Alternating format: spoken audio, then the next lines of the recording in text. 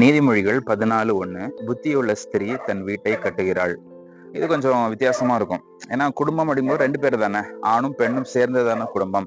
அப்படி இருக்கும்பொழுது, புத்தியுள்ள ஸ்திரீய மட்டும் ஏன் சொல்றீங்க? ஸ்திரீ தான் வீட்ட கட்டணும்னு ஏன் சொல்றீங்க? இவங்க கட்ட மாட்டாங்களா? இவங்களால கட்ட முடியாதா? இவங்க கட்ட வேண்டிய அவசியம் இல்லையா? அப்படின்னு ஒரு கேள்விகள் நம்மளுக்கு வரலாம் இல்லையா? ஆனா ஒரு குடும்பத்த பொறுத்தவரைக்குமே ஒரு ஸ்திரீய தான் வந்து ரொம்ப முக்கியப்படுத்தி சொல்லுவாங்க. ஆண பொறுத்தவரைக்கும் ஆண் வந்து வெளி வேலைகள், அவர் வந்து வெளிய போறாரு, சம்பாதிக்கிறாரு, கொண்டு வந்து குடுக்குறாரு. அவ்வளவுதான்.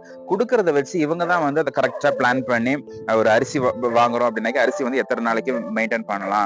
மற்றபடி சமையல் ஐட்டம்ஸா இருக்கட்டும், அது மாரி காசு குடுக்குறாங்க. சம்பளத்த வந்து இன்னைக்கு நெறைய பேர் வந்து மனைவிகள் கிட்ட ஹேண்ட் ஓவர் பண்ணிடுறாங்க. அவங்க மொத்தமா வச்சுட்டு, அவங்க தான் வந்து அத டிவைட் பண்ணி அத வந்து சரியா பண்றாங்க.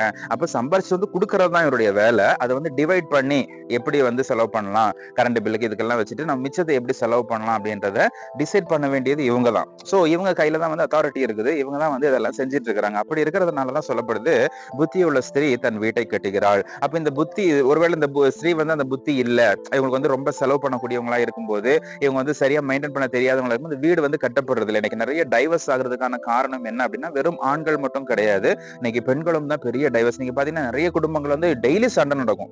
ஆனாலும் 30, 40 வருஷமா சேர்ந்தே வாழ்ந்துட்டு இருப்பாங்க. எப்படிங்க அப்படிங்கும்போது அந்த பெண் வந்து கொஞ்சம் தாங்கி பிடிச்சுக்கிட்டு, அவங்க வந்து பெருசா வந்து இது பண்ணிக்காம அப்படி ஸ்ட்ராங்கா இருக்கிறதுனால போயிட்டு இருக்குது இன்னைக்கு நெறைய குடும்பங்கள். பட் நெறைய குடும்பங்கள்ல வந்து பெண்ணால தாக்கு பிடிக்க முடியல, சகிச்சுக்க முடியல, பொறுத்துக்க முடியல.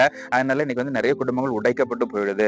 அப்போ இந்த புத்தியுள்ள ஸ்திரீ அவங்க என்ன பண்றாங்க அப்படிங்கும்பொழுது, இந்த மாதிரியான சிச்சுவேஷன்ஸ் எல்லாம் கரெக்ட்டா ஹேண்டில் பண்ணிட்டு அழகா இன்னைக்கு நடத்திட்டு போறாங்க. நெறைய பேர் டைவர்ஸ் ஆனவங்க ஒரு சிலர் சொல்றாங்க. டைவர்ஸ் பண்றதுக்கு வெயிட் பண்ணிட்டு இருக்கிறவங்க ஒரு சிலர் சொல்றாங்க. இதுக்கு மேல நான் வேற இது டைவர்ஸ் பண்ணிட்டு நான் கல்யாணம் பண்ணாலும் 2வது கல்யாணம் அப்படின்ற மாரி தான் இருக்கும். அது வந்து நெறைய பேர் ஏத்துக்க மாட்டாங்க. நெறைய பேர் அதுல விரும்புறது கிடையாது. அது இல்லாம நான் வந்து இப்போ கல்யாணம் பண்ணாமலே போயிட்டா கூட எனக்குன்னு ஒரு துணை வேணுமே அப்படின்ட்டு, அது டைவர்ஸ் ஆனதுக்கு அப்புறம் பிரிஞ்சதுக்கு அப்புறமேட்டு தான் நெறைய பேர் வருத்தப்படுறாங்களே தவிர, அந்த டைம்ல வந்து அவங்களுக்கு எப்படியாவது பிரிஞ்சிரணும் அப்படின்றது தான் இன்னைக்கு நெறைய இருக்குது. ஆனா இன்னைக்கு வந்து பெண்கள் கிட்ட ஒரு பொறுப்பு கொடுக்கப்படுறது வீட்டை கட்டுறது அப்படின்றது. சோ எந்த சூழ்நிலையிலும் வீட்டை கட்டுவதற்கு நீங்க பிரயாசப்படுங்க. எப்படியாவது அத கட்டி ஒழுங்கா எடுத்துறணும். எப்படியாவது ஒரு சில இடங்கள் கொஞ்சம் முன்ன பின்ன தான் இருக்கும். ஒரு சில இடங்கள்ல குடிக்கிறவரா தான் இருப்பாரு. ஒரு சில இடங்கள்ல கொஞ்சம் முரடரா இருப்பாரு. கோவப்படுறவரா இருப்பாரு. அப்படி இப்படி கொஞ்சம் இருக்கத்தான் செய்யும். இது எல்லாவற்றையும் சரி பண்ணி எடுக்க வேண்டியது ஒரு பெண்ணுடைய கையில இருக்குது.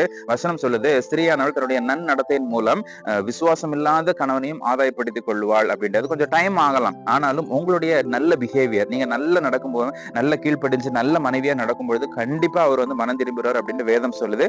வேதம் சொல்லுது ஒரு நாளும் பொய்யாகாது. அதனால தொடர்ந்து அவர்களுக்காக பிரயாசப்படுங்க. அவங்கள மாத்துறதுக்கு ட்ரை பண்ணுங்க.